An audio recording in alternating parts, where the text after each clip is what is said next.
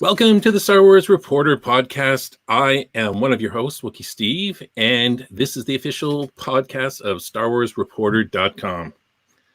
So I'm joined with a couple of semi-handsome guys, scoundrels. Rough tonight.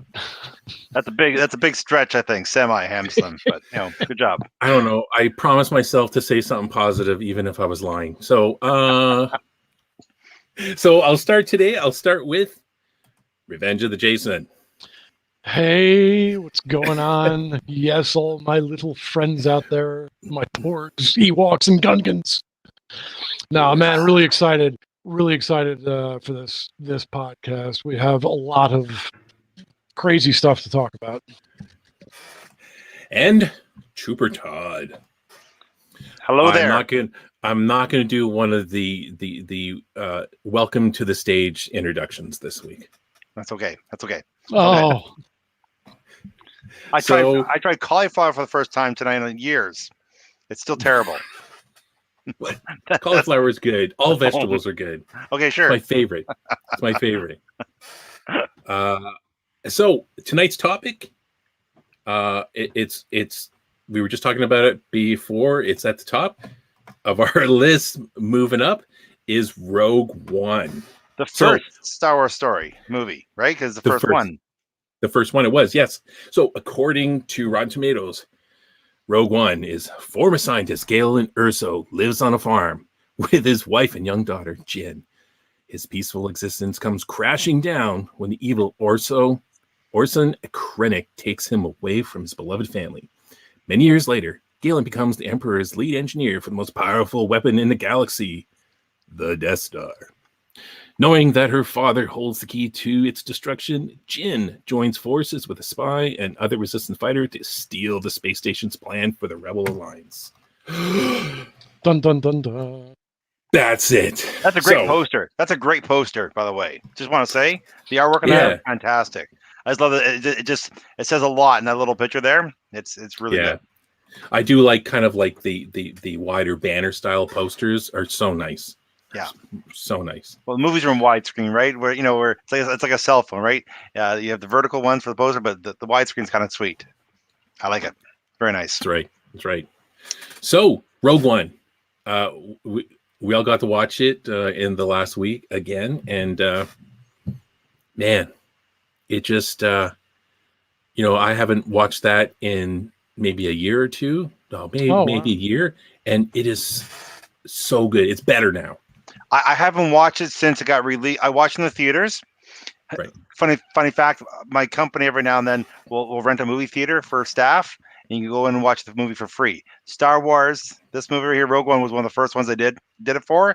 So I got to go in and see it for free, 3D. It was awesome. So, and then the next time I saw it, after that was when it was released on video on demand, and I watched it again. So it's been, whenever it's been released on video on demand, so it's been quite a while since I've seen it. So, yeah. Wow. I've actually seen it. I'll go ahead, Steve.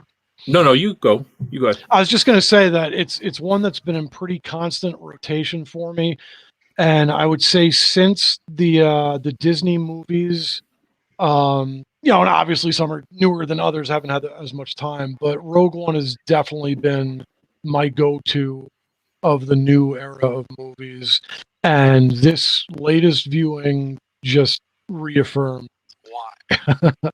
You know what? My first instinct when I first watched the movie was, wow, that was really good. Watching the second time, I remember being still good.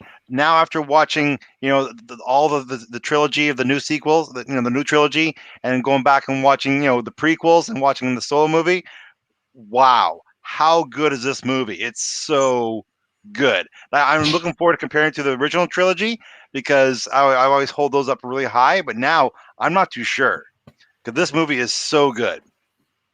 It's a really different. It's a really different feel for the movie. Like I know it's been said that it's kind of feels like one of those old war movies, but man, it feels like one of those those movies like the Jack Ryan movies, where it's like or like the correspondence behind enemy lines kind of a movie. Like it feels really raw and real, right? There isn't any of these epic characters that we know for the most part, right? You have your appearances here and there on old characters and even like R2D2 and C3PO, but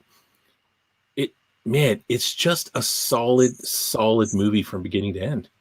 It's like somebody said, one of our guests said last week. Remember, it's kind of that time period, right? The perfect time period to talk about, sort of thing, to get into it, and just really, just the whole rise of the Empire, the Death Star getting built and getting into functionality, and just you don't get to see the behind the scenes. What I loved about it is how, I'm sorry, the main character of the bad guys was what's his name? Yeah, Krennic. like is how he was at butting heads with Tarkin all the time, right? Like, Yeah. just they weren't. They're all trying to get ahead. They're all trying to be number one. They're all trying to make their mark, and in front of the Emperor, right? Sort of thing, and taking credit for something, right? I just love that aspect of the movie. Just it creates conflict, inner conflict too, which is really kind of cool to see within the bad guys, right? It was just a nice little touch to the movie, and just like me, just so you know, the director is Gareth Edwards. I'm not a huge fan of his work. I know when he got tasked with the movie, I had lots of concerns because his first movie he got released was called Monsters. It was built as one of the best monster movies ever made in a decade. It's terrible. It's unwatchable. I bought the Blu-ray for $5. I felt like I wasted my money. And then of course he made Godzilla. Now I'm a huge Godzilla fan, and Steve knows, right? And then he made Godzilla, the big Legendary Pictures one. Yeah. It's okay, but the big thing about that is, they never show Godzilla. There's always something wrong with that movie. And when they got this movie, I was like, oh no, here we go. But then when I heard, I don't know if you guys know, they had to go and reshoot like 45% of the movie again. Yeah. Because there's a lot of, obviously, the first cut they didn't care for, so they went back in. And I don't know what they cut out. I know the first original trailer came out. There was lots of footage embedded in that trairer that didn't make the cut. Yeah. But whatever they did to it, dang, it was good. Like, just, I really have nothing bad to say. When we analyze the prequels, even with Solo, there's something that, you could pick apart. This one, I really tried hard to find something to pick apart. And I just couldn't find it. Right. Like, Yeah. And according to Maureen C. Derrick, Rogue One best film. Yeah, I know she's a friend of ours, and I know she's a big fan of this film. And Derek actually is my best friend. He's one of my best friends. He's my writer in all my films I do. Me and him, we kind of team up. Like we did the Speed movie together. That's his wife. And so we share a lot of movies together, and I think we watched Rogue One together. So yeah, exactly. So I know she's a big fan of that movie. I think I'm pretty sure she was pretty impressed to see Tarkin in that movie too, right? Like, because I remember seeing it. No, and even though the face animation isn't perfect, CG face, but man, it sure looked good. And I remember seeing it for the first time. Yeah, it was just kind of neat seeing him there and moving again. After the actor's been dead for decades, right? It was pretty cool. Absolutely. Yeah. And you just touched upon, I agree 100%. And you just touched upon so many things too that I was thinking about. And one of the first things off the bat, even with the Tarkin thing, one of the things Rogue One did for me too was like, I went in and I had a feeling. I'm like, all right, this has got to be, it's going to be at least pretty cool. It's Star Wars. It was just the second new movie, and the premise, everything sounded good. And another thing that it did for me overall, it still managed to surprise me. Like I was not expecting the level of epicness that it gave us. I mean, every stage of the film, I was like, wow. I'm like, really? They're showing us that? We're getting that? I had no idea a lot of things that we were going to get Tarkin. So when Tarkin, like, just, he starts talking, you see the back of his head, and he's looking out at the Death Star, and the main dish is just getting attached. And I'm like, really? I'm like, we're getting Tarkin? And he turns around. And I was thinking, I'm like, today's world, people that are really, really scrutinizing could look at Tarkin and say, the dice are in the house. That's right. could say that, oh, yeah, he's CGI. But I'm like, he damn well looks good enough to where my imagination sees this character and appreciates there is Grand Moff Tarkin. I mean, they nailed him good enough to work in the film. But there was just a surprise at every turn. And the movie showed me in the first act that, wow, this is going to be even more epic than I was suspecting. And one more thing in my little rant right now, real quick, and Todd, you began to touch upon this with the Imperials, how they showed Krennic and Tarkin, and we saw the Imperials just playing against each other and everything. And we saw the same thing with the rebellion even too. Like the rebellion, the hierarchy of the rebellion, because they're trying to get this thing together, and we saw them constantly kind of at odds with each other. And this movie did an amazing part of showing us the overall, here's the good guys, here the bad guys, but within each of them, we saw all the gray areas, and we saw characters at odds with each other, especially too, if you want to go even deeper with Cassian, how here's a great character who's had to do all this bad stuff, which the movie showed us him too in the very beginning, doing maybe morally questionable things, but he's doing it in the name of righteousness for the sake of the rebellion. Yeah. That's one of the things. Since that movie came out, it's when a lot of my interest shifted in Star Wars, or like some of my wish list came from, because I loved the non-epic characters, the behind the scenes, like the regular rebel soldier, right, or the regular the stormtroopers. You kind of get some of the officers and their whole sparring. I guess you don't see too much of what's going on with the stormtroopers, but I love that whole behind the scenes, like on Yavin. I just love that whole feel of Yavin, of all the familiar characters, like I forget her name, Mon Mothma. Yeah, right. Seeing her there, and then other characters, and like Jimmy Smith's character, right, coming into play. And did you guys notice too? I don't know if you did, out where all the ships were parked in Yavin, there was the ghost from Star Wars Rebels. So no, I didn't I didn't notice it this time, but I remember hearing that it was there. Yeah, and in the battle at the end, the ships all coming in, you could see the ship flying around fighting. So Hera was there, at the beginning, and apparently she was there at Return of the Jedi or something. Apparently, Dave Filoni said, yeah, she was there fighting or whatever. So, but it was that whole thing. Like, my favorite rebel soldiers are those soldiers from that movie, like that helped Jin at the end and went in fighting. I just absolutely loved it. And kind of to your point, Jason, you're talking about the officers where they're all kind of like, trying, they're butting heads with Tarkin and stuff, like Krennic. I just know from what I understand, it's in kind of the Star Wars lore that, after the Empire kind of took control, all the officers were trying to get favor with the Emperor and suck up, and Tarkin was the one who was at the top. And no one really knew who this Darth Vader was. And all of a sudden he shows up, and a lot of them were like, who's this guy? Like, like, I've been in the academy, and I've been, all this politics in the Imperial Navy. And the only person that, like, you see it, someone, they had described it as in episode 4, when Vader's basically just following Tarkin around. It's because that's basically what he was told to do. And he did it because he respected Tarkin, because he felt that Tarkin was at his level of intelligence and stuff like that. But everyone else, I mean, he was force choking people in the boardroom, so I like that kind of aspect. Even that discussion with Darth Vader and that character, I can't remember his name, but when he's talking to Darth Vader, right, and Darth Vader like puts on a little chokehold, just like let him know who's boss, right, sort of thing. Like, it was just such a, I don't know. It's just everything about it was so good. The characters, like, the character developments. Like, you even look at the beginning of the movie, right? Like, so, like, you have Jen, right, who's a little girl, right?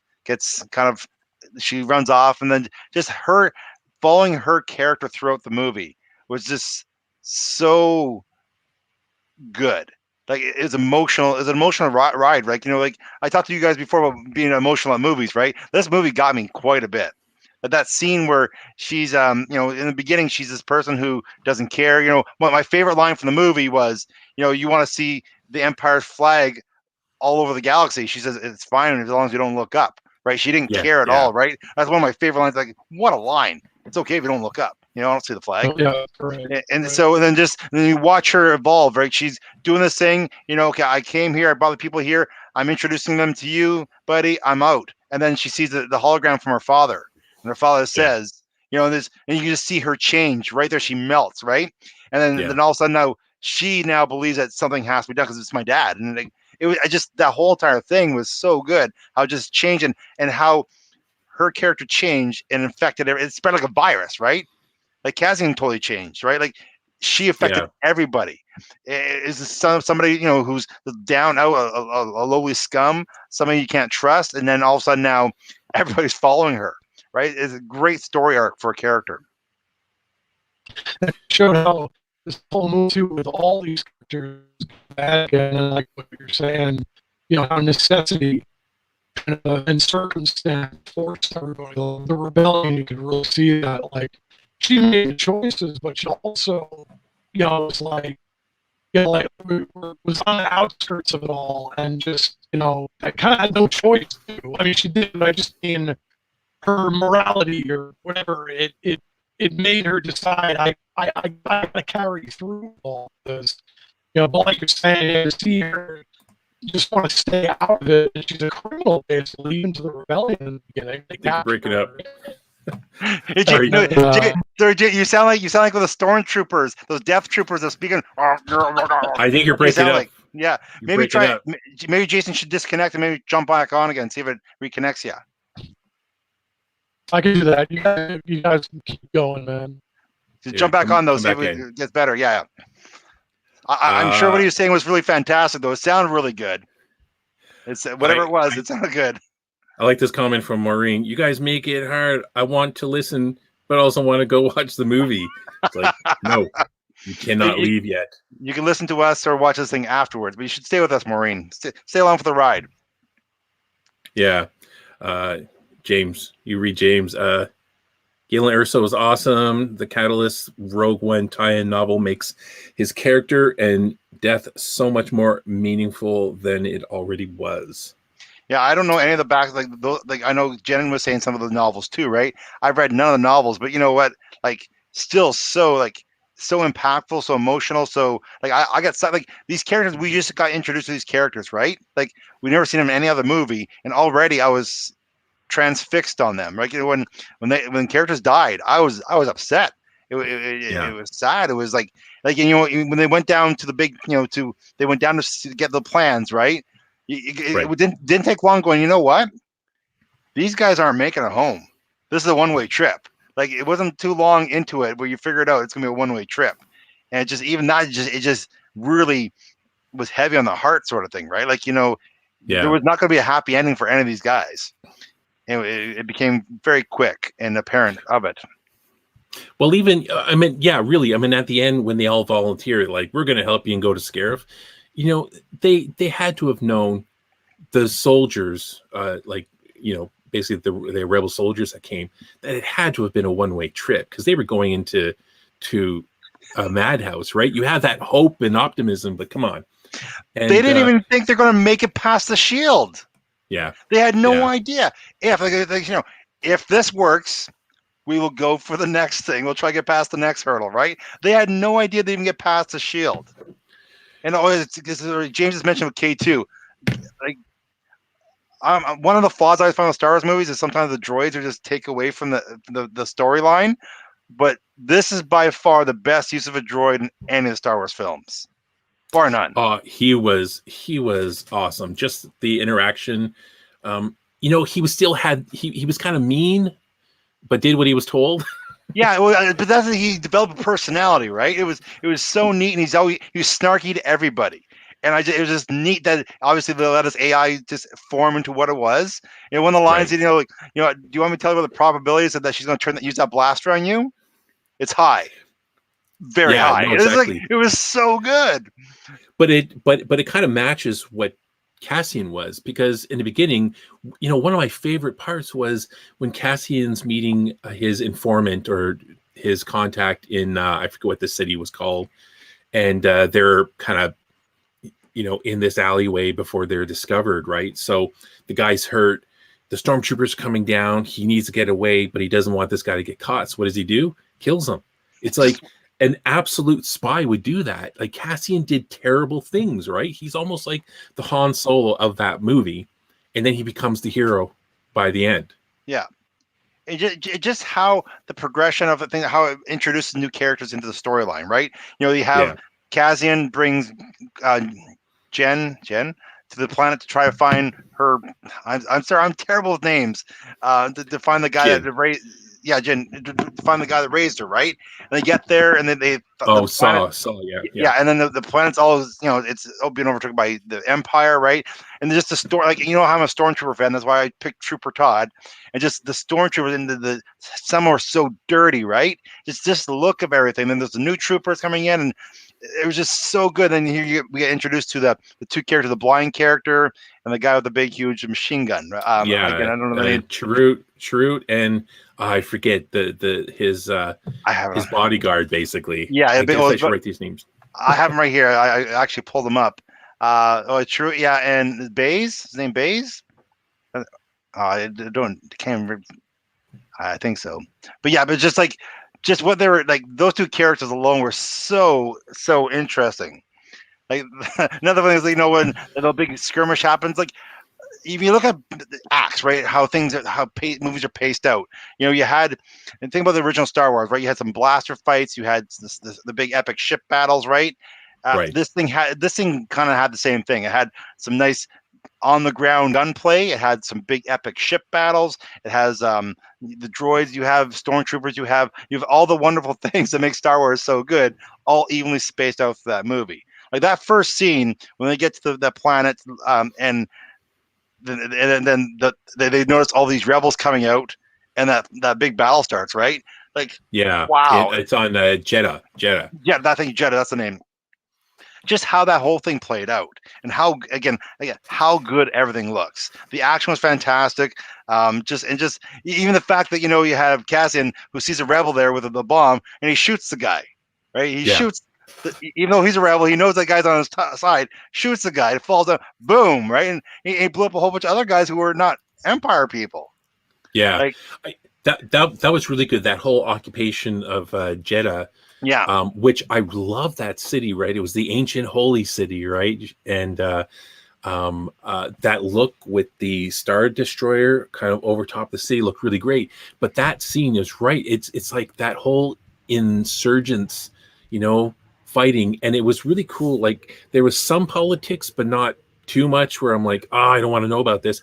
What's cool, right? Because there was the rebels, and then there was, you know, with Mon Mothma and all these people, and then there was Saw Gerrera's rebels, two extremes, right? Like this, yes, you know, the normal rebels were like, we got to do things, but we got to do it this way, and Saw Gerrera was like casualties, like it was extreme, where like you couldn't, like the people even working for him were like kind of like the worst scumbags, and he was just like, well, he was lost his mind, and, you know, he was like, all these different parts were placed on him because of the things that he went through. So he was kind of like mental, and it's kind of showed the two extremes, right, of the rebellion. Well, that's they said that he used to be part of the rebellion, right? Then he's kind of split apart. Is that correct? My understanding from how the movie played out. Yeah, they kind of This, obviously, like his tactics were not what the rebellion wanted to do, and so, like you're saying, even his number one henchman guy, right? The guy with googly eyes, or thing, like they just looked not like the nicest people you want to invite over to your house, right? Like there were people that were trying to do good, but at the same time they were feared, right? They weren't great people, and like you said, they had an open battle in the middle of the streets. Casualties be damned, right? They weren't concerned with friendly fire. They weren't concerned with, you know, this is the Emperor, got to stop them, and it just really showed how evil the Empire was, right? When they're on that planet, they weren't being nice to the civilians there. They were just bullies taking what they want, and what are you going to do to stop me, right? Sort of thing. So it was just kind of a neat thing. And then they test the Death Star out for the first time. Yeah. On Jeddah, once they have what they need, and then they're like, oh, you know, this rebellion down there, and then what? Like it was like, wow. Could you imagine if there was some kind of Death Star that blew up, say, Jerusalem? It would be kind of similar, right, to people that believed in the Force and everything else. Yeah, well, even like the simple fact that, you know, if you go back to Mandalorian, right? When they talk about that, when they had the comedian on, Bill Barr, right? That character. They talk about the Operation Cinder, right? Remember how, like, I don't think they got all of the stormtroopers off that place when they nuked it. You know what I'm saying? Like, Yeah, I'm pretty sure there was people left on that planet who were, pro Empire, and they got vaporized. It kind of sounded like thousands. Well, yeah, they didn't seem very concerned about their men at all, did they? They're all expendable they're little tools. It just goes to show how cold and how bad the Empire is. They're not really good guys you want to cheer for, because they're not nice. Yeah. And again, they even won the confrontation about, this will bring peace, right? Well, it's not really bringing peace. It's more like fear, right? Like, if people are afraid, they won't do anything. And that's what really showed what Jason brought up earlier about how the Rebel Alliance, how they weren't seeing eye to eye because some people were terrified, right? Right. And it just really showed just how bad it would be in that situation. Yeah. Well, Jason's coming back in. He had to restart his computer, so he should be back in. I like this comment from James. It's kind of a fun fact. One of Saw's partisan rebels is seen as a member of Enfys Nest in Solo. Oh, really? Yeah, that's kind of cool. I'll have to go back and look for that. Watch it again. Yeah, no kidding. Yeah.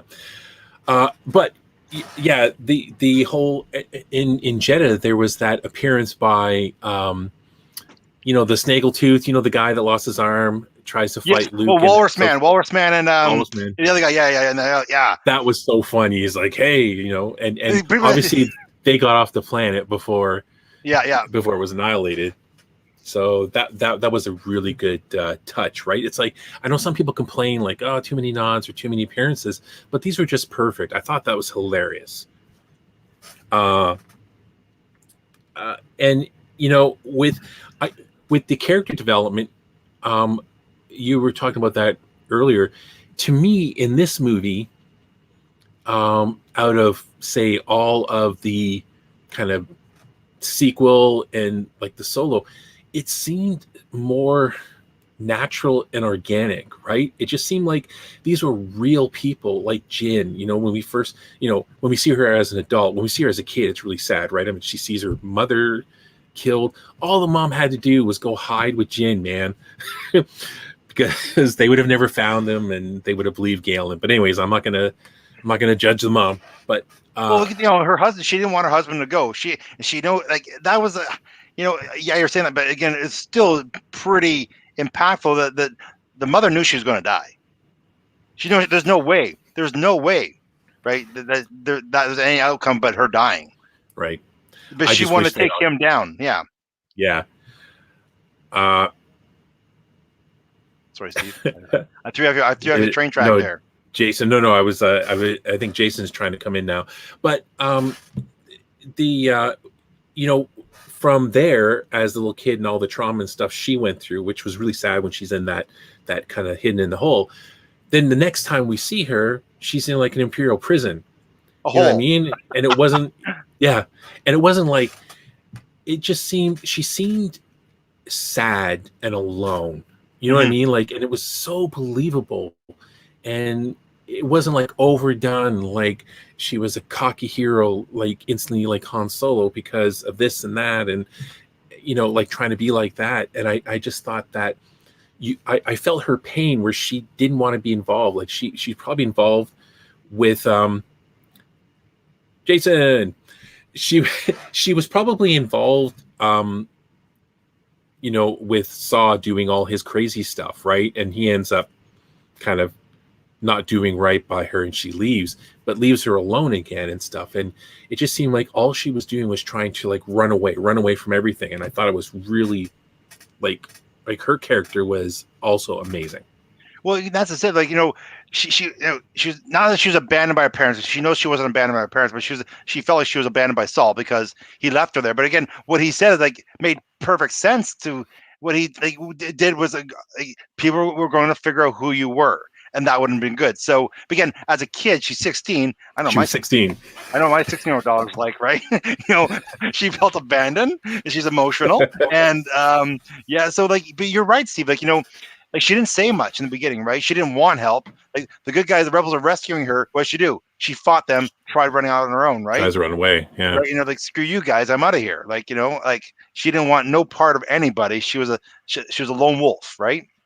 And Jason, now we add some credibility to the podcast with Jason here. Finally, now we're gonna sound smart. Jason, we was dead air for the last 5 minutes without you, buddy. Oh, I'm sure. Well, I hope I still have my computer's giving me all kinds of trouble, but we'll see if I can hang on there. But very good stuff I came into what you guys are talking about, though. Yeah, we're just talking about just how we're talking about the epic battle up on the planet called starts with J, the sand planet where yeah, thank you. Yes, and we talk about how just the Empire was in control, and this is how they tested out the Death Star on it, right? It was just Jeddah, and Jeddah, and just how good, how good did that look, guys? When that thing hit and just slowly rolling towards everybody, it's just it's just built so much tension. It's not instantaneous, right? You see it coming. They're probably what, hundreds of miles away, and they could see it slowly rolling to them. That's the thing, right? When we first see the Death Star, it blasts and everything blows up instantly, right? Yes. This was so cool. But this was only a minimal power, right? This is not a full scale test. It's just a little small. Even when the last time it was used in the movie, it wasn't a full scale test. Like Ultron was the first scale full test, right?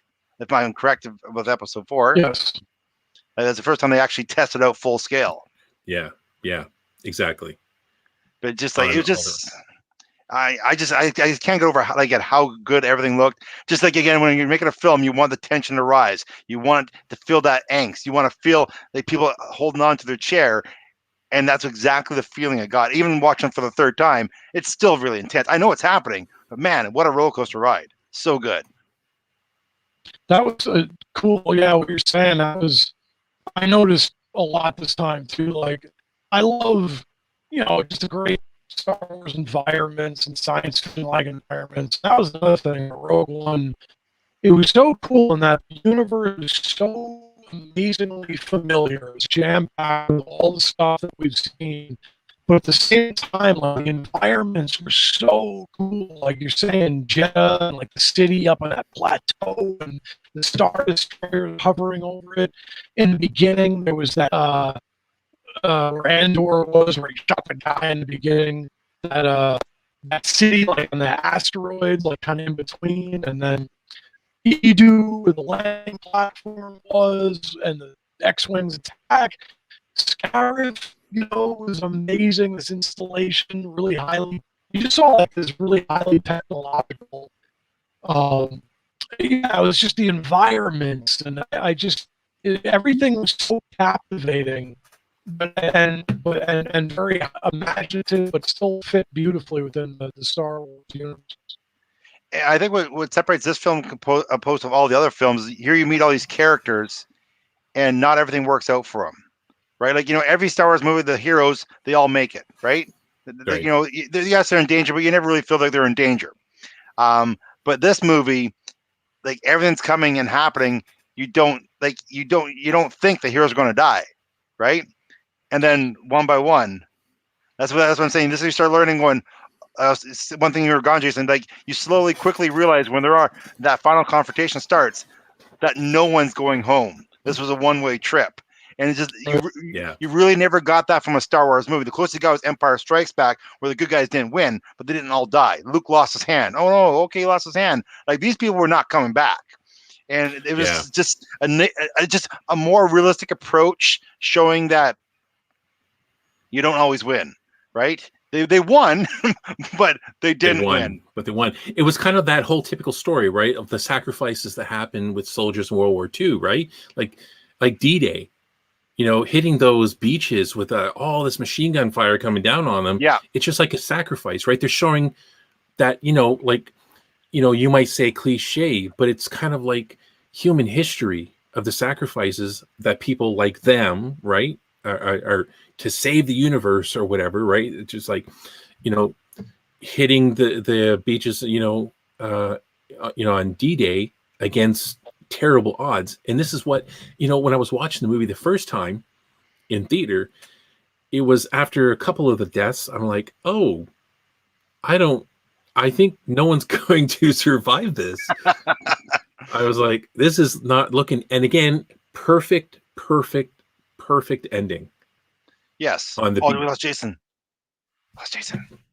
Yeah, he might have to reload. No, Hang on, what did he say? Yeah, I think he's gonna try another solution here. Perfect. Well, so one thing, like what you're saying, Steve, like one thing this movie also did too is one of the criticisms everybody always says about Episode 4 is why would they build a little small hole that would blow up the whole entire Death Star, right? Yes. This totally fixes that little plot hole sort of thing. If it was the a plot hole, yeah. You know, not that I ever thought it was a plot hole, but it really does fix it. That he built this in on purpose so it can be destroyed. Which really is like when that hey, Jason's back with a cell phone. He looks good. My computer is not working today, man. Well, Jason, we just mentioned we just probably point Jason right here. I'm sure you want to weigh into this. How this movie fixed a major plot hole from Episode 4, which was, you know, why would they build a huge Death Star with a little hole that could blow up the whole entire Death Star, where it fixed that plot hole, saying that how he engineered it into the planning and hid it from everybody else they wouldn't know. Sabotaged. That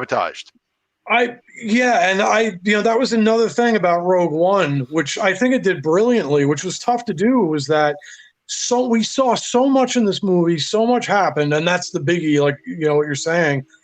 And they managed to seamlessly squeeze it into, you know, the known lore and the story. And I thought that was brilliant.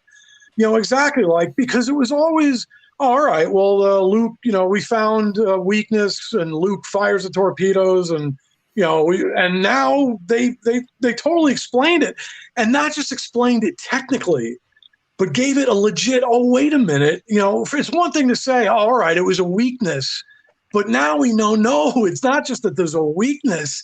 There was a guy who sabotaged this thing, who purposely put this weakness in there and then barely managed to get that information out.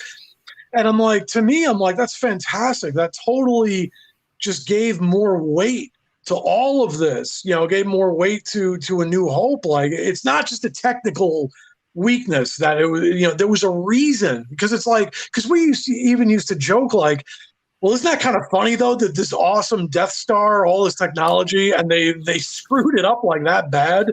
And it's like, no, this movie just legitimized why it was. Yeah, absolutely, right. And just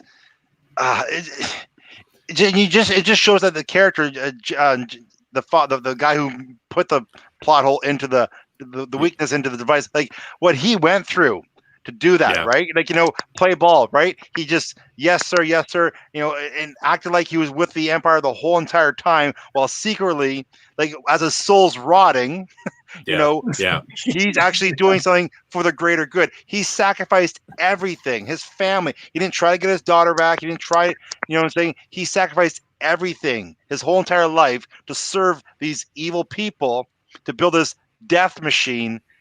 And all the time, he's plotting for this one slim chance that it's going to get out there and somebody's going to get this information. It's just whole life. It just the whole scheme of it, just like, it's just like they said, right? You know, rebellions are built on hope. It's just, everything was a hope. It's a dream. It just, I think, sets up the name A New Hope so well that everything was just hope. I wasn't even thinking about it this time, but yeah, of course, right. They always just talked about a hope, and now we know literally too. There's another angle, you know, a new hope, you know, for sure. Everything was a hope. I hope this works. The whole thing, like going to the planet, trying to get through the shield. I hope we get through. I hope the security code's going to work. I hope they're going to let us in. I hope we're going to get down to the planet. You know, it's just it was so well laid out. I just, you know, that's one of the things that I liked about in the story. Everything and like the whole feel and everything they were doing kind of felt dirty. You know what I mean? Like, it felt disorganized, as in, like, when Cassian gets the order, like, we're not rescuing Galen, just kill him if you get the opportunity, and stuff. And so they get to the planet, they crash, right? That's not a big deal. But it's just that whole Cassian's, you know, internal struggle, like, you know, do I snipe and kill Galen? And he ends up not. And then it's messy in the beginning, trying to when the rebels come to get Jin, and we were talking about this, and she fights with them. Like everything is really, really kind of raw and not organized, right? When we see our heroes in episode 4, right, the epic characters, like they're having their hard times, but they're like the epic characters, battling through the story. And this just seemed like a seat of their pants, like really, really seat of their pants, trying to figure stuff out. That's exactly it. There was every character, whether it's the Empire characters, whether it's the Rebel characters, everybody had a weakness. Everybody had a moment in the movie where things weren't working out well for them, right? Yeah. Like that's what I really liked about it, the fact that nothing went according to plan on any side. And right. Like the Empire didn't expect the TIE fighter pilot, their fighter, the pilot, to defect. Who was the guy? Like no one knew what was going on either side, it was just a really neat way of telling a Star Wars movie. Like Steve was saying, like it felt like a war film, and just it was dirty. It was double crossing everyone, both sides. Like who do you trust, right? Nobody trusted Jen with a blaster. The robot didn't trust Glenn with the and then, that was funny. And then when Jen gives K2 the blaster at the end of the movie, right? Like even that was emotional. Like against the robot, doesn't show emotion, but man, like just how they executed about. You're hard to read, Jen. Like the robot was perplexed. He didn't know, right? It was just kind of neat. Oh, Jay Jones, he's a Jedi Knight too. I think earlier, Steve, Maureen was wondering what movie Rogue One was parallel to. I think she's thinking of episode 7. Because she's saying what's parallel. Like I don't think Rogue One was parallel to any movie, but I think episode 7 was parallel to A New Hope. Does that make sense? Right. I see. I think Maureen, if you're still watching, I think you're confused with episodes. Force Awakens was more parallel to A New Hope, the storyline and how that structure went. This one's kind of off the charts. Nothing was like this, and any other one I can think of. One of the things that Todd, you were saying, I was going to say, just one of the things that Todd was saying earlier that I really felt this time too, and obviously like. How this movie, which was a great point. I was thinking that nobody was safe. Like you sometimes feel, even the Star Wars movies, where it's like, all right, maybe somebody might die or something. But Rogue One was definitely, the entire movie was definitely the most perilous feeling Star Wars movie.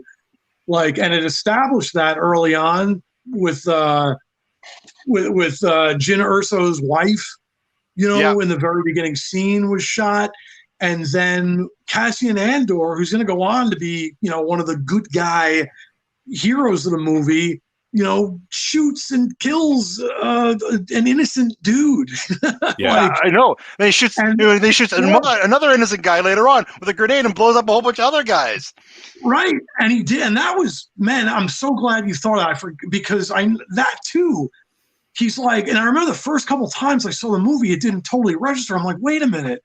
I'm like, did he just throw a grenade? He just took out, though, like the guys he's kind of on the side of. But then I'm like, oh no, but Jyn was up against that tank, and they were about to take out that tank. And I'm like, holy crap. I'm like, this dude's got the stones to take out like a bunch of dudes. His mission was to protect her, right? He had to get her to see the guy. Right. And so that meant everybody is expendable.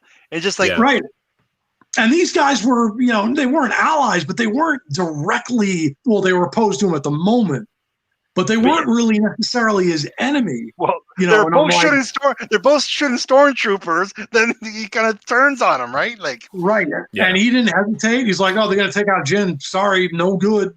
Yeah. And then took him out. And I'm like, the first time I saw the movie, even, I remember I was like, wait a minute. I didn't totally catch it.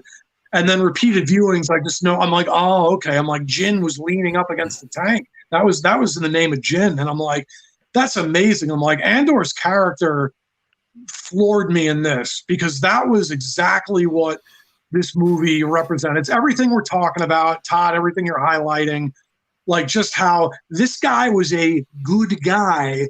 And look what this movie put him through, to the eyes of the viewer even. I'm like, this guy is taking people out left and right that aren't even his enemy technically. Like That, when that's when the blind guy called him on it too, right? And we're in the ship and he called him on it, like like he knew, he saw through him, like they can't see him, but he knew because he had some touch with the Force, and he could tell Definitely. that Kazin was fighting some inner demons, right? He wasn't always happy with himself, and just when that touched, then Jenkins heard a little speech, and so the turmoil he was going through when he had his guy, the target on his scope, he didn't shoot, right? Just like, wow.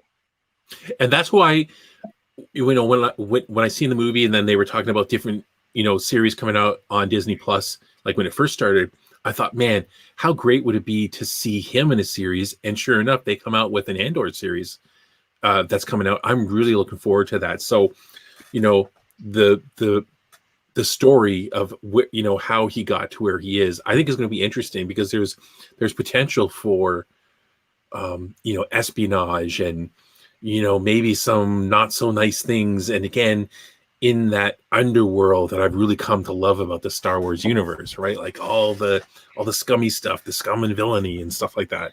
And the most important thing is possibly more stormtroopers. That's the most important thing. Yeah. I'm sorry. Most important thing is stormtroopers, because Who would have thought coming from Trooper Todd? My face lights up when I see a stormtrooper. Face lights up. I'm sorry, it does. Like in this movie, how many different stormtroopers are like this one introduced those? Were they Death Troopers off the beginning, the black ones? Yes. Like, they look so badass, right? And even they didn't talk English, even, right? Like there was some other kind of like. It was like, ooh, that's an aggressive dialect they were speaking. I think it was purposely done with their helmets. I guess it was to scramble. It was kind of semi-scrambled. It was to intimidate. It was to add to because they were like almost 7 feet tall. It was there to intimidate. It worked. Same with the voices. Yeah, it worked. It was meant for fear. And it's like even like this was the first time you see those like kind of those green kind of troopers on the planet. Like they look like scout troopers, but they're not. Like they have the kind of green outfits. I don't know which ones they're called. I don't have those on my wall, but just the different stormtroopers are all like the troopers all through the movie just gets me so excited. The ones when they're so dirty on it's just like they're all just gross and look like they need a bath. Like just the attention to detail is so good. One thing I really like about Star Wars is, remember I criticized Naboo, everything looks shiny. To me, Star Wars, everything's dirty, everything's banged up, everything's dented, everything's rusty, everything. I just love the It's dirt. A lived-in universe. Exactly, nothing's clean, and that's what I love about Star Wars. It's like Star Trek, everything's clean. Star Wars, everything's dirty, greasy. It's handed down from year after year after year. It's seeing its fair share of battle, and that's what I love about the Star Wars universe. And this movie really got grungy, I thought. Really, so what you guys think of? What you guys think of? I kind of liked how all the steps went. Like it didn't seem like it was forced. Like in the Rise of Skywalker, it just seemed like it was like a video game. Go to A, then we need to go to B, then we need to. It was like that kind of need the magic, this or the key or the whatever. And I felt that this felt really natural, like what they needed to do and how they got there. It wasn't like they were chasing what's that term? When you're kind of. Anyways, it didn't feel like that they were that spinning wheel. That it didn't feel that they were like chasing steps, right? Like it was like level 1 of the video game, level 2 of the video game, level 3 of the video game. It was so natural, the story and generic. Like it was natural progression. Yeah, I agree. And again, it just everything felt comfortable. Everything felt like everything in the movie to me had purpose. Everything had reason. Everything wasn't just thrown in there just because it's Star Wars, or what I'm saying, like, or I'll just do this because it's cool. Everything just really fit tightly.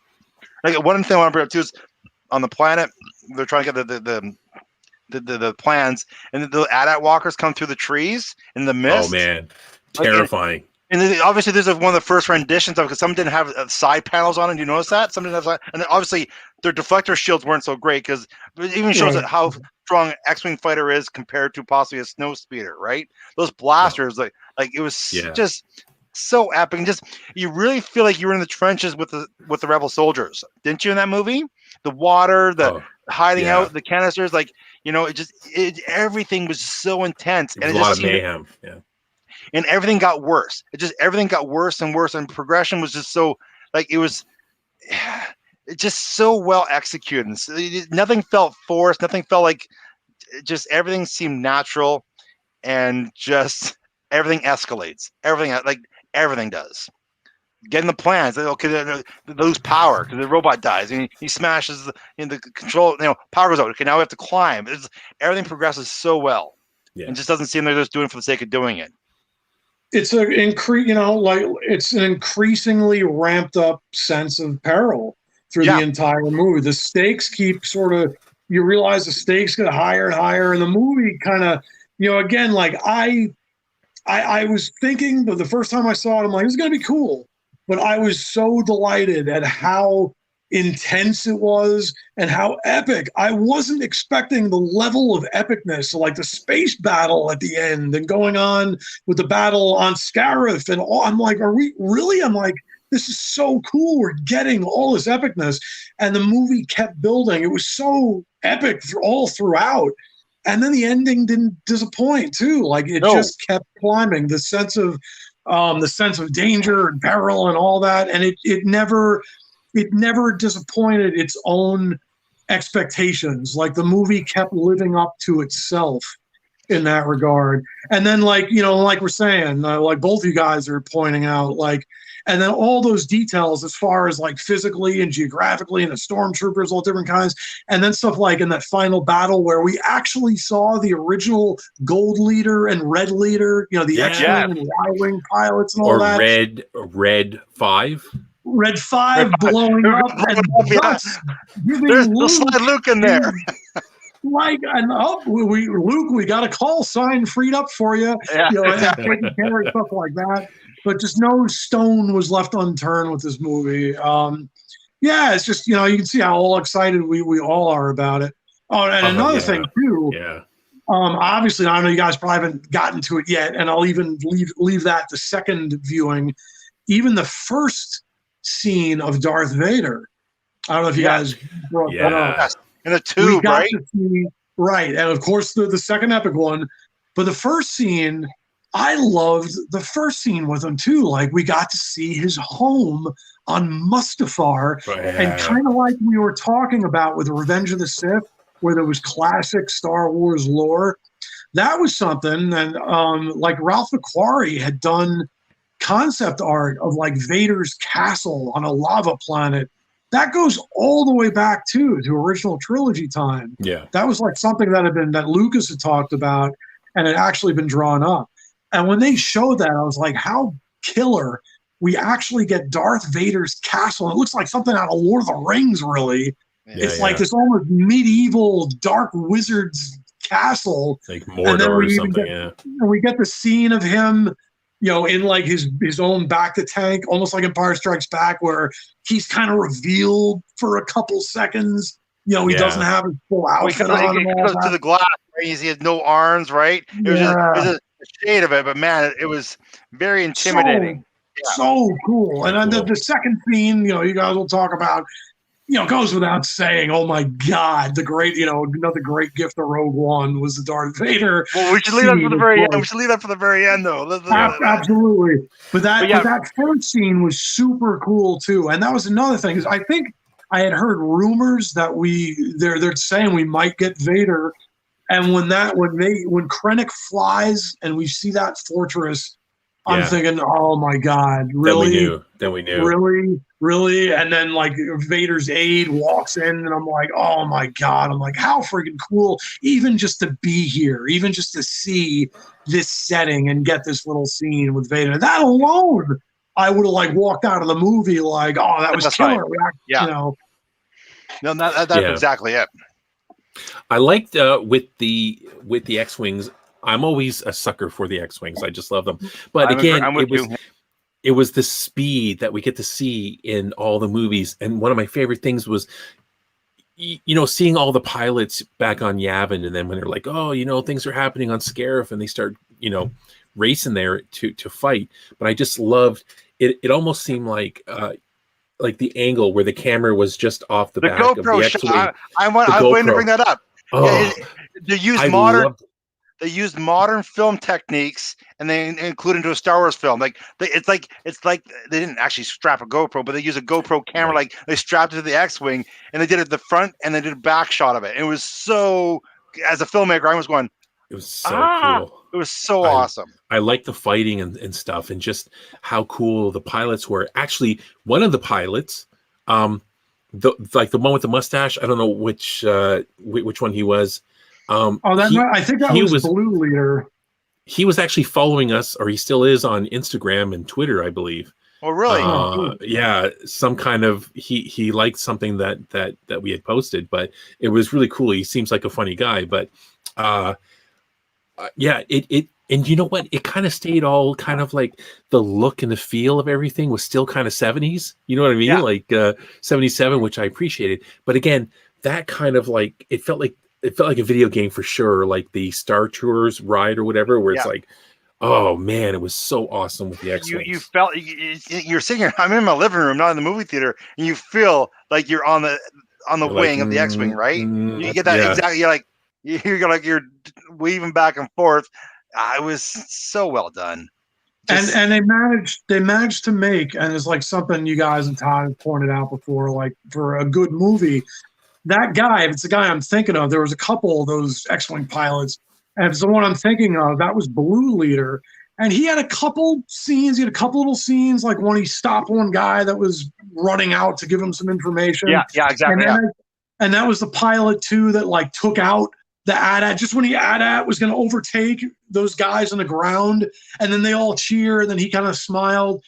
And then sadly, he does get shot down in the Battle of Scarif, like on the land. And I thought, and there you go. And that's something we talked about. He was in there, I mean, periodically, but there's a character, he had maybe 2 or 3 lines, and I was upset when he got taken out. And I'm like, this movie made me care for a lot of these characters that were kind of secondary characters. And that's another thing. I'm like, and that's how the battle was perilous. And I'm like, I was like, no, not that guy. I don't even know his name. And I felt it when they took him out. You see, that's why I've said this before in movies, right? Sometimes the movies, when they don't do a good job developing characters, you don't care. Like everybody who dies in this movie, I'm going, holy crap. Like, even the rebels that didn't have a lot of speaking parts that joined the volunteer to go to Scarif, like when they're dying, you're going, holy crap. Yeah. I cried when the bearded guy got shot finally. Well, wouldn't you, Steve? Exactly, right? Like beards, there should be like a force field. Well, here's the guy on the far right. Him. The guy on the far right. That's the guy. Yeah, there you go. Anyway. So interesting bit of trivia for you guys. Scarif, the name Scarif for the planet. Do you know how they came up with that name? So Gareth Edwards, who's the director, went to Starbucks. He ordered a coffee. They write the name on. Somebody wrote Scarif on it. Goes, I like that name. So they named the planet after the name that they wrote. They misspelled his name Scarif instead of Gareth. Surprise! Oh, that's wow. So that's how they came up with the name. I read that on IMDb. So I thought that's kind of funny. Cool. Well, it's a really good name for a planet from space, eh? Scarif. That's perfect. Now, not the ending, but the ending where the Death Star blows up the base on Scarif and stuff, and that whole long scene where that big, clouds coming towards them, right? The destruction. What I loved about that is the fact that throughout that whole ending scene where, Jin and Cassian are looking at each other, even in the elevator coming down or on the beach, they didn't do that cheese out where they kiss or anything. They didn't. I'm glad that they didn't do that. That's just a small little thing for me where I just thought it just didn't seem appropriate. You know what I mean? Like, this hug is fine. Yeah. The hug is fine because I mean, death is. Yeah, I agree. It was perfect because they had gained after being at odds through so much of the movie. They had finally gained a respect of each other right as the big battle at the end happened. So I agree. I'm like, it kind of when I know some people, they want the romance. Like, no. This is one. It didn't make any sense. But also, both are loners, right? All their lives have been loners, and now they had somebody, right? Right. Well, it was that nice They thing that had- Cassian says to her too. He's like, "Your father would have been proud of you." Like just these really nice things at the end. Yeah, no, it was perfect. Yeah, it was perfect. Absolutely. Right. So, do you guys want to talk about the end? Well, and apparently that was not originally supposed to be the ending. That's one of the reshoots they did. Was the end? Yes, one of the greatest until Mandalorian came along, recreating, and all they did is they recreated that scene. That's all they did. Like father, like son. But Vader Exactly. has more of a stiffer, more raw anger style. There was a lot more aggression. Luke was very finesse. Yes, Luke was very finesse. This was just sheer intimidation, nastiness is what it was. Like every movement he did was laughing. I was almost laughing when I saw it in the movie theater. Those poor rebels, like, help! That would have been me screaming at the door too. What a secret! What a kept secret, right? Because when that happened, no one expected it happening, right? No. You see the light. I remember in the theater going, "Holy crap!" And it happened. I was like, "What did I just see?" It was like the most amazing thing. You've never seen Darth Vader at his ultimate in-game prime. That was Darth Vader in his prime, doing what doing something they couldn't do back in 1988 visually, right? They couldn't do it. Oh yeah, no, not like that. Now you see that it's like it was the most epic thing I've ever seen, and then it hasn't been touched until Mandalorian season finale of episode 2. If you haven't seen it, spoilers, you guys should have seen it by now. Too bad. No, that was, and again, I was already over the moon about Rogue One in the theater. I'm like, the whole movie, I felt like a kid. I'm like, this is great.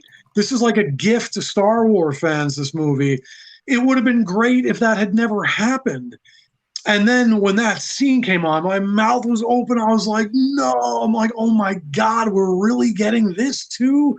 I'm like, so it was just great. It was a cherry on top of the cake. It was and how intentional that guy had the plans, right? And they're trying to get the door open, and he realizes this door's not open. He says, "Just take it, just take it." Like, yep. It's just like you're crap. Like the intensity. We just watched a very intense final already, right? And now it's like speakers only go to 10, but they dialed up to 11. That last thing just dialed it right up to 11. I mean, he made it right to. Did you see? Like they're doing everything. Get out, get through this door, gets through that door, and then when they finally get into the ship, the Corvette, and they release and take off. He's there at the edge, looking down. I just thought it was so funny because it was just like he was like the Terminator. He's just relentlessly going after them, and it's awesome because then that leads into episode 4 and explains why Vader was so angry. He's like, nah, I know you're not this shit. Like he was so cool. It was just I know what all the other films look like. I know no other film hits this level. Like I know Empire Strikes Back was so good at the ending, but just the ending of this thing is just so good. And I think it'll be hard for any movie to top this ending. Yeah, I was not expecting all that. Like like we're saying, I'm a huge sucker for Star Wars, the epic space battle endings, A New Hope, Return of the Jedi. I had no idea, and maybe I should have with a name like Rogue One, but I just wasn't expecting all that at the end. The space battle and all that, and the strategy about it, which is another thing that not every Star Wars movie has gotten right. The newer ones, like it's not just that there's a space battle, which is badass to see, but it's that there's objectives.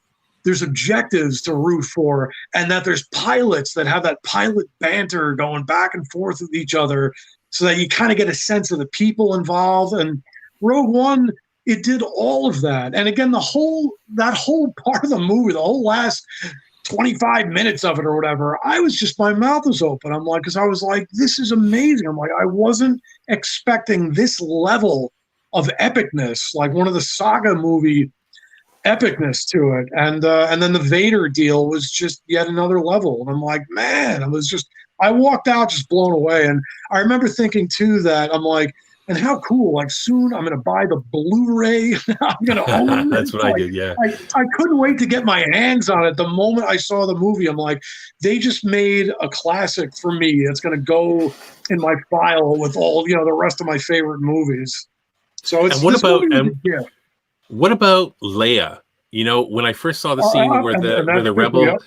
the rebel walks up behind her, and you see, you know, Leia from A New Hope, and I thought they're just going to show the back of her and that's it and stuff. I didn't Yeah. realize that they were going to CGI, and I know people got really, you know, were like, oh, you know, you can't CGI, but I mean, Carrie Fisher was still alive then.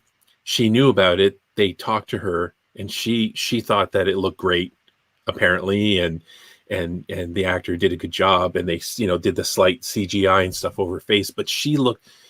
I just remember just when I watched it, and I knew the part was coming up, and I was like, wow, they ever do a great job. And I thought they did a good job with Tarkin, but I remember when the movie first came out, people were like crapping all over how terrible he looked, and I didn't understand it. I'm like, he looked great. I didn't understand it either. Watching again, like, yes, because now because of what you watch Thanos in Infinity War, you see the flaws in Tarkin now, but still, it still looks really good. Like Tarkin, Leia looks better than what Luke did in Mandalorian, but it's still like back then it was amazing. Then I thought it wasn't a distraction, right? The last thing you wanted to be a distraction, take you out of the moment. I didn't think it did that at all. And I don't know why people. I think, like we talked about this before, I think some people just want to find anything to poo-poo on Star Wars. Right? All of this requires some levels. You know, it's the wildest fantasy movies ever made, basically, and it's like there's a suspension of disbelief with all of this, and it's like, you know, that to me goes down to, if you want to see a CGI, I get it if it's really bad or really obvious, whatever. But to me, Rogue One, and I watched it this time too, thinking about all that with Tarkin, and then when the Leia scene did come up, I was thinking the same thing, and I'm like, no, I'm sorry, I'm like, that was good enough for me to have seen these as the characters they are, you know, and I'm like, and they fit within the story. I thought they were like, Tarkin and Leia were a gift as a fan. I'm like, I was not expecting Tarkin. I was not expecting to see Princess Leia. And I'm like, they looked darn good. I'm like, they really look good. They certainly look good enough for me to just be swept up in it. I'm like, you know, they were really good. You know, and with these movies, it's like Star Wars has always pushed the boundaries. I mean, Tarkin, that was a bold thing. That was a bold thing to do. That was a human now, you know, like fully CGI. I'm like, that was a very bold maneuver. I wasn't expecting any of that. And the only way to push forward with this stuff is to do it anyway. You know, so I applaud them. Right. You know, do it. It was awesome. Tarkin ended up being a big part of the movie, and he was absolutely fantastic. You know, I mean, him and Krennic, like, you know, like we're saying, to see him and Krennic go back and forth and all that, and then just to get that little gift of Leia, and then, you know, what she said, hope, and then to lead you into the original trilogy. I'm like, are you kidding me? I'm like, that was awesome. I mean, bottom line with this movie, you know, a one shot with characters we only got to see for a couple of hours. You know, the characters really grew on me. You know, for me, it was just like characters that I felt really sad for when they all died, especially at the end. Or, you know, K2, that was a good one too, right? It was like that you know, naughty robot with a heart of gold, and then like they just made the perfect movie, and that's saying something about, you know, a connector movie into the original trilogy that impresses a few old guys from the original trilogy era. You know what I mean? That says a lot when they have a story that connects so well with characters so well that impresses new and old, right? There was no argument from either side, right? Yeah. And so when we were talking about last week, we talked about how good the Solo movie was. And I was saying, like, you know, I can't wait to watch this one again so I can compare the two and which one I like better. Like, for me, I really like the Solo movie. I thought the Solo movie was so good. It doesn't even come close to how good this one is. Yeah. Like the Rogue One is, it's another level where just what Jason was saying, the storyline, how the storyline builds, and how, you know, it just seems. I mentioned how gritty and dirty, and you don't expect anything that happens. You know what I'm saying? You can't even phantom it, how it's going to play out. And it's just to me, storytelling, character development, intensity, resolve, all that sort of stuff. It's another notch. It's just far superior film compared to Solo. I'm It's actually going to just probably so- watch it again tomorrow. You So, know, I'm with you, Steve. I want to watch it again. I don't have it on Blu-ray. I think I'm gonna go and buy it because it's that good. And even though I have Disney Plus, it's just that good. Yeah, no, absolutely. It deserves to be in a collection. No, that's exactly. I'm a collector of movies, and I collect the movies I really love. I have and I watch, and even though I can stream them, I just like to have it. And I just think it's one I have to get in my collection because it's so good. I know after this viewing, and after we finish them all, it's gonna change ranks from where I had it before. When we finish all the movies, I know it's gonna get bumped up. It's a lot of people's. It's up there for a lot It of is. people. I've seen a lot of people have it number 1, number 2, or out of all the movies, all of them, old trilogy, original trilogy, sequels, whatever. People have Rogue One right there at the top, and yeah, I mean, it's almost just hard not to. It's just it was so cool. So many. I know. I ways. think I made some jokes about people who said it was number 1. Now I'm going, oh, you know what? I think I should have made jokes because now this was one thing I'm really enjoying about this deep dive in and going through all the films in chronological order. It really shows that maybe what you thought at one point in time isn't exactly right. When you look at everything again, it's just, it's very educational. I'm enjoying this deep dive we're doing. It's just the discussions alone are so good. This helps me see the perspectives of things that maybe you don't see by yourself, right? And it's just, I'm really enjoying this, what we're doing here, guys. The best part about that is that when I'm nerding out and talking about Star Wars, my wife can't criticize me and call me a nerd because, this isn't just us being nerds.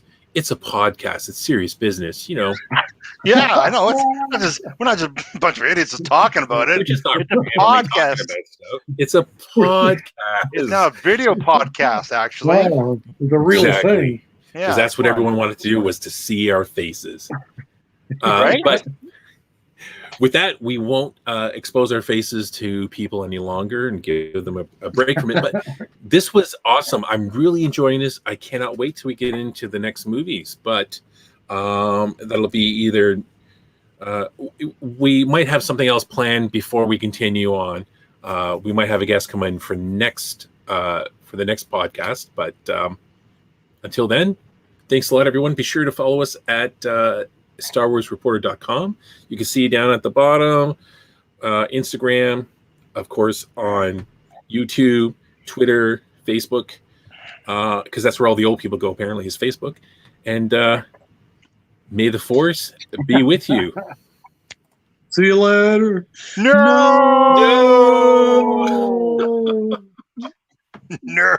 I love